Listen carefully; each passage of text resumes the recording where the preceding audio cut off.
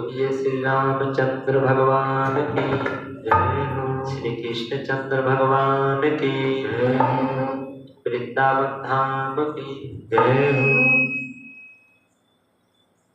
अक्रूर जी जा रहे हैं, मन में सोच रहे हैं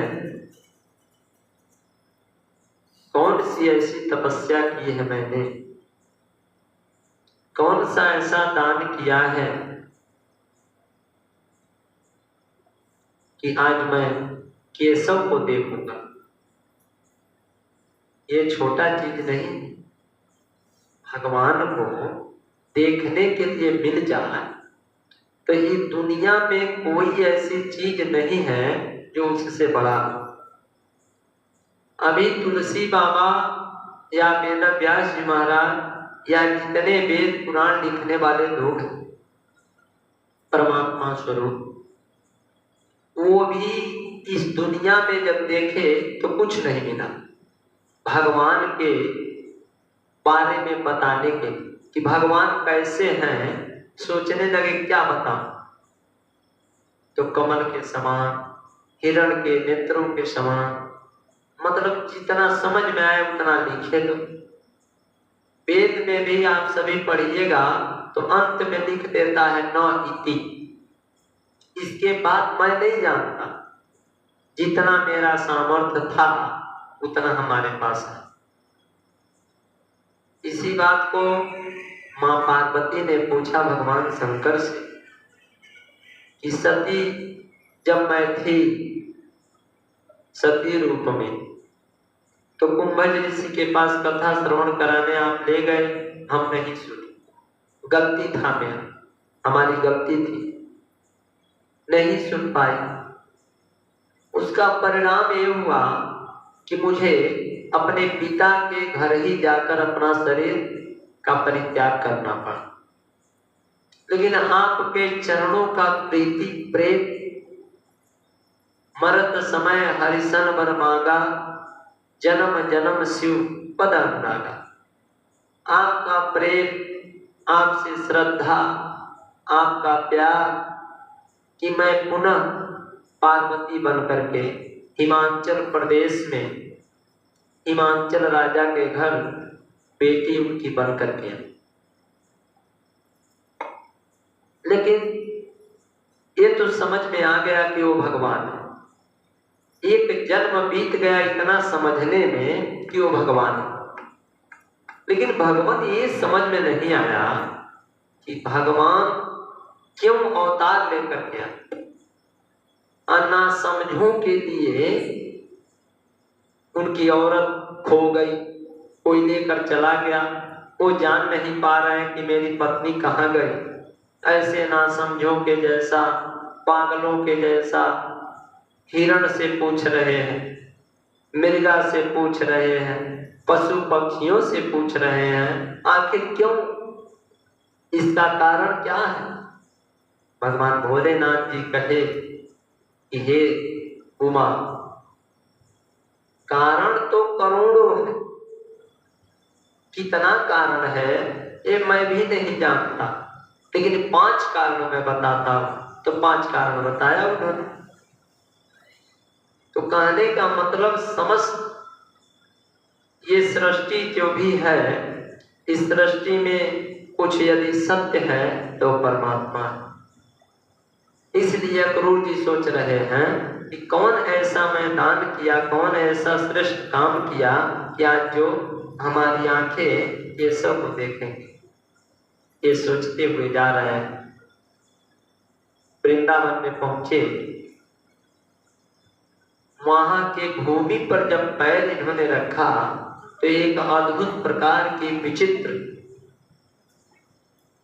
अनुभूति, इनको एक सकारात्मक ऊर्जा मिली। ऐसा लगता कि वहां के बालू के कण-कण से कृष्ण नाम की ध्वनि निकल रही। पहुंचे, ब्रिज में जब पहुंचे तो शोर मच गया कि कोई अक्रूर नाम का व्यक्ति आया है कृष्ण बलराम को मथुरा ले जाने के लिए। यशोदा मैया के घर नंद बाबा के घर पहुंचे। नंद बाबा बाहर बिठाए, जल लेकर के आए, पानी। कहीं कोई आता है यदि आपके दरवाजे पर, तो सबसे पहला काम करना चाहिए उसको पानी दे, पानी पिलाइए। यदि पीता है तो भी अच्छा है, कह रहा है नहीं पिएंगे तो भी ज्यादा जबरदस्ती नहीं करना, लेकिन लाना, पानी ला कर रखिए और कहिए उसको जलपान कर दीजिए। यदि प्यासा है तो पिएगा, आपको आशीर्वाद देगा। यदि नहीं प्यासा है तो भी थोड़ा सा पी सकता है, लेकिन भाव से दीजिए। नंद बाबा सबसे पहले जलपान कराए अक्रूर जी को। जलपान करवा के फिर पूछे आने का कारण बताए। अक्रूर जी बोले कि मुझे ऐसा लगता है कि कंस के भावना में कुछ परिवर्तन सा हुआ, भांजा मान करके, और लग रहा है उसका भावना बदला है, अब प्रेम करने लगा है कृष्ण बलराम से। झूठ बोल रहे हैं, क्योंकि रास्ते में कृष्ण कन्हैया मिले थे अक्रूर जी से। बोले काका जी, हमारे ब्रिज में किसी से ये न कहना कि कंस क्यों बुलाया है, नहीं तो हमारी मेला खत्म हो जाएगी, नहीं जा पाएंगे। यदि ये पता चल गया कि कंस मारने के लिए बुला रहा है तो हमारे ब्रिज के लोग जाने नहीं देंगे। आप ये कहिएगा कि मेला लगवा रहा है कंस, उसमें बुला रहा है, तो थोड़ा हम भी चलेंगे। इसीलिए अक्रूर जी कह रहे हैं कि कंस के भावना में कुछ परिवर्तन सा हुआ। यशोदा माँ तब तक घर में से दौड़ते हुए आई, आकर के कहीं क्या बात हो रही है, थोड़ा मैं भी तो सुनूं। नंद बाबा कह रहे हैं क्या बात हो रही है, कंस कृष्ण बलराम को बुलाया है, यही चर्चा हो रही है। यशोदा माँ थाली दी थी, भोजन परोसने जा रही थी अक्रूर जी के लिए, थाली हाथ से छूट गया, आंख में आंसू आ गए। बोले आपने सोच कैसे लिया कि हम कृष्ण को और बलराम को जाने देंगे? अरे जब से मेरा कन्हैया आया तब से कंस किसी न किसी दैत्यों को भेजता रहा मारने के। पूतना को भेजा, 6 दिन का कन्हैया था, क्या बिगाड़ा था? दिन पूतना आ गया, सक्तासुर आ गया, त्रिणाव्रत आ गया, अघासुर आया, बकासुर आया, व्योमासुर आया, अरिष्टासुर आया, धेनुकासुर आया। वो तो ये कहिए प्रभु की कृपा कि किसी तरह से हमारा लल्ला सबके आशीर्वाद से आज तक सुरक्षित है।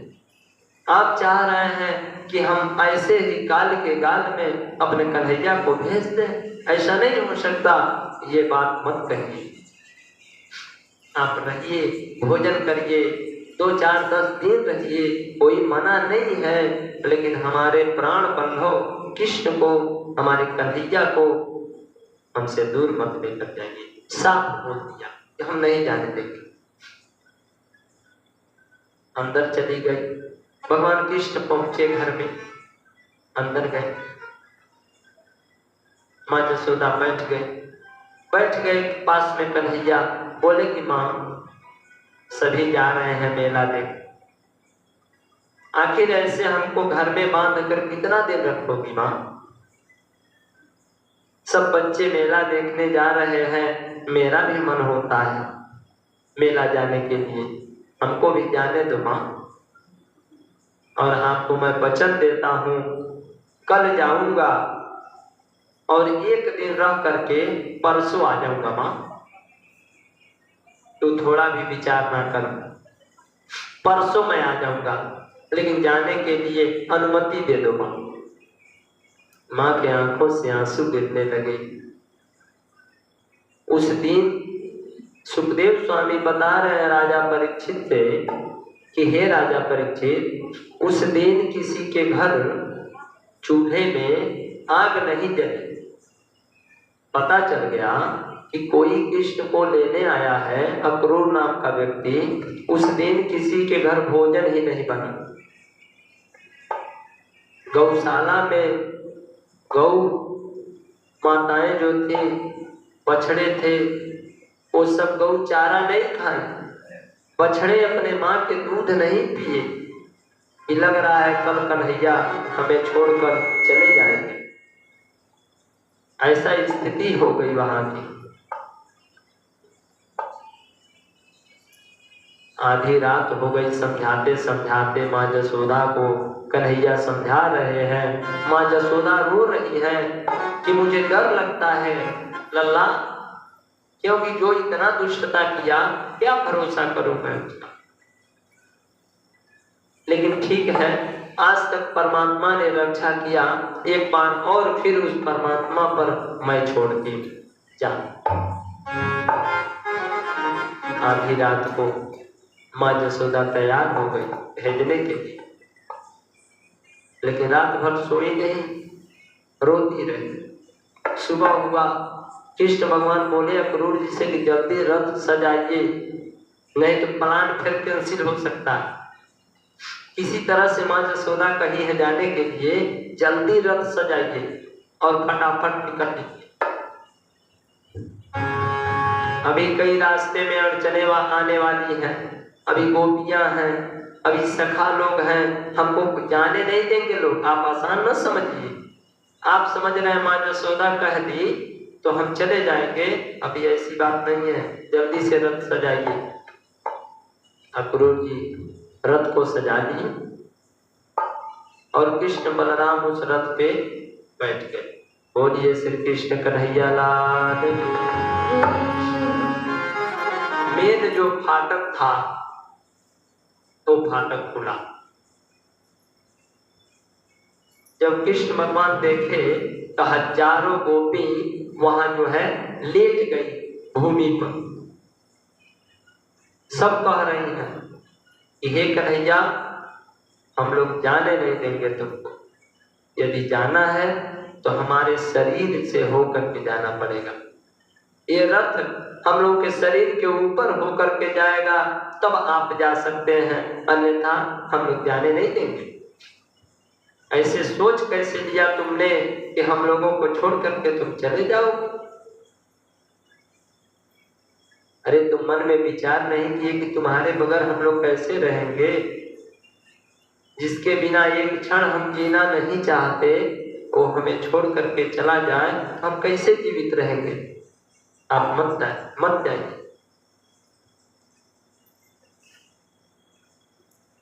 कृष्ण भगवान बोले हे गोपियों, खड़ा हो गए रथ पर, हाथ जोड़ लिए, बोले हे गोपियों,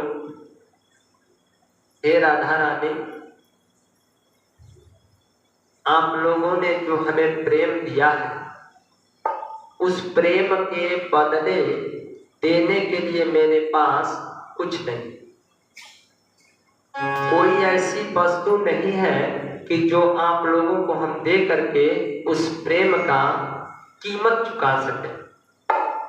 इसलिए हम एक ही बात कहना चाहेंगे, हाथ जोड़कर बोले कि आप लोग मथुरा जाने का आज्ञा दे दीजिए, क्योंकि बिना आप लोगों के कहे हम जा नहीं सकते। एक गोपी दूसरे गोपी की तरफ देख रही है, कह रही है कि हमारा जो खुशी है श्याम सुंदर को देखने में है, और श्याम सुंदर की खुशी मथुरा मेला जाने में है। तो वास्तविक प्रेम उसे कहते हैं कि हमारा प्रियतम जो है जैसे प्रसन्न रहे वो कार्य हमें करना चाहिए। ये वास्तविक प्रेम है। और हमारा प्रियतम कौन? इस संसार में कोई दूसरा प्रियतम नहीं है। ये सब माइक जगत है। यहाँ शरीर से सेवा करिए सबका, लेकिन मन भगवान में लगाए रखिए, क्योंकि असली हम लोगों का प्रियतम वही, हम लोग उनके प्रिया हैं। इसलिए सखी लोग आपस में राय बनाई कि ठीक है, जाने के लिए स्वीकृति दे दिया जाए। सब गोपी बोल दी कि जा सकते हैं, लेकिन आकाश के तरफ देख करके गोपियां बोली, अहो विधाता स्तवन कुचित दया, संजोज मैत्रिया प्रणयेन देहिना, तांस्ता कृतार्थान विमलंच पार्थकम, विक्रीडितम तेरभक्षितम यत्। आकाश के तरफ देख करके बोले कि हे विधाता, तुम्हारी आदत ठीक नहीं है। तुम पहले जीव का संजोग कराते हो, किसी से किसी को मिलाते हो और फिर प्रेम बढ़ाते हो, और मिलने से पहले, अघाने से पहले, मन भरने से पहले उसका वियोग करा देते हो। ये आदत तुम्हारी कैसी है प्रभु? तुम हम लोगों को खिलौना समझ रखा है, जैसे बच्चे को अर्भक चेष्टितम यथा, जैसे एक बच्चे को 1 करोड़ का खिलौना बनवा कर दे दीजिए, वो थोड़ा सा खेलेगा, उसको तोड़ देगा, उसका कीमत नहीं जानता है। ऐसे ही तुम हम लोगों को खिलौना समझ रखा है। ये तुम्हारी आदत ठीक नहीं। ऐसा क्यों किया परमात्मा?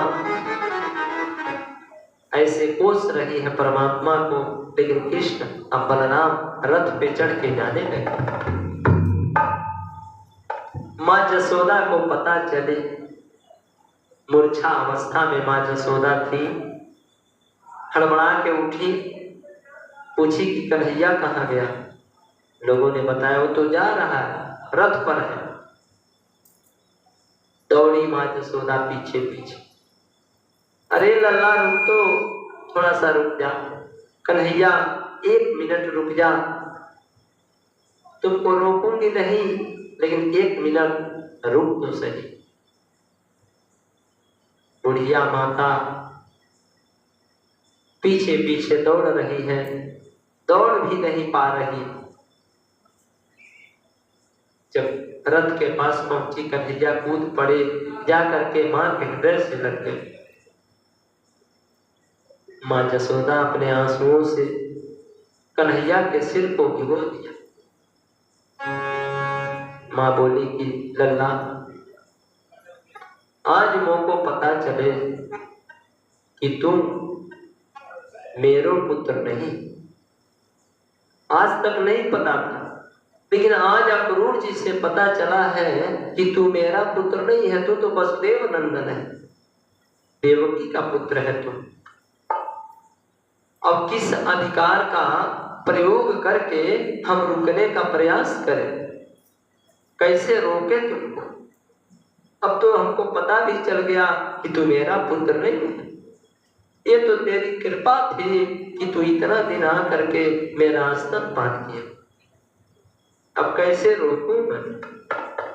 लेकिन हो सके कन्हैया तो एक बात तुम याद मत करना, एक मटकी फोड़ने के बदले में तुम्हें मैं ओखर में बांध दिया, ये बात भूल जाना गोविंद, याद मत कर। कृष्ण भगवान बोले कि मां, दुनिया के समस्त बातों को मैं भूल सकता हूं, दुनिया के हर एक बात को मैं भूल सकता हूं, लेकिन जो तूने प्रेम बंधन में बांधा, उस बात को मैं कभी नहीं भूल सकता हूं। तो कितनी अच्छी तो कितनी भोली, प्यारी प्यारी ओ माँ, ओ माँ, ओ माँ, प्यारी माँ।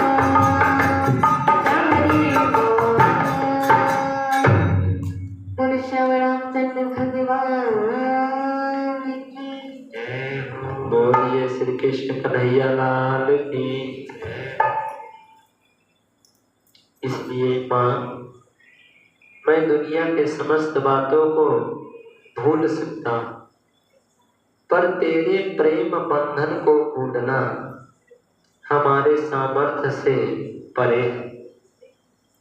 तुम्हें पता है,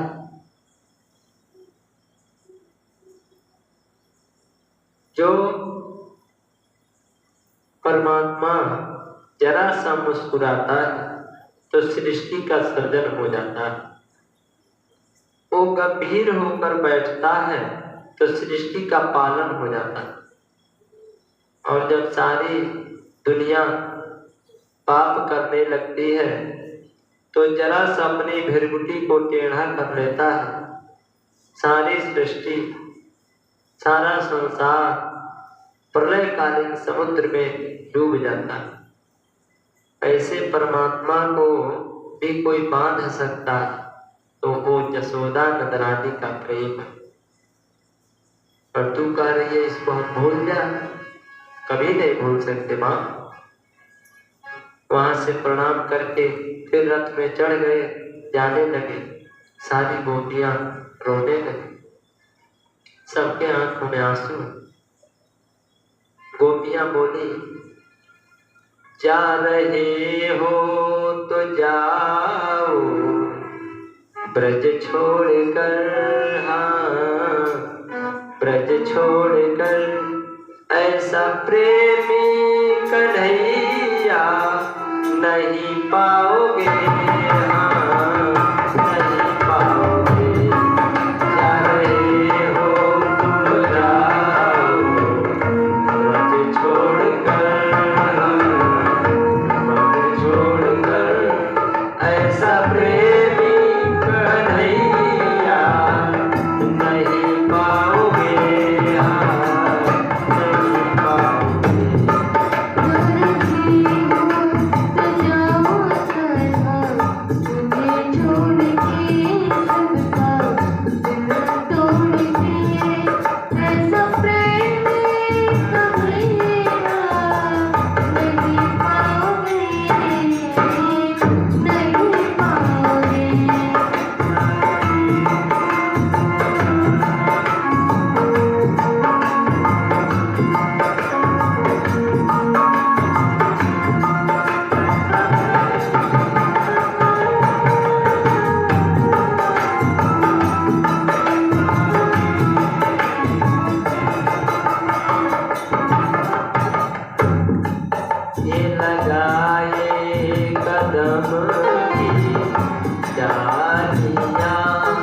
तेरे बचपन के साथी संगतिया,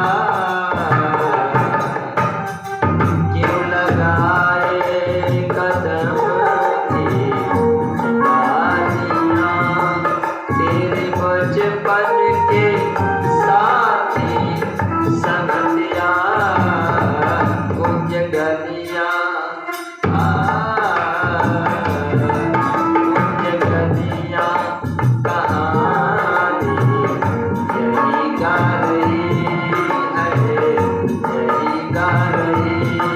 ऐसा कन्हैया कन्हैया नहीं पाओगे, हाँ नहीं पाओगे।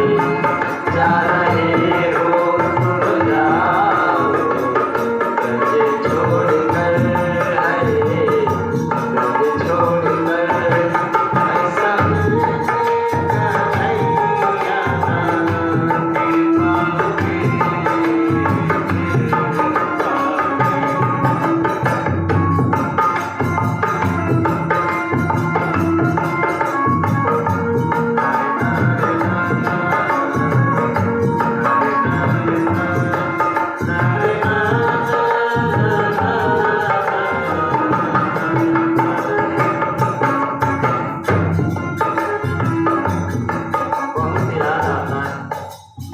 गोपियां कह रही हैं, तुमको जब छोड़ कर जाना था तो ऐसा क्यों किया? सब कुछ याद आएगा, हम लोग कैसे जिएंगे? है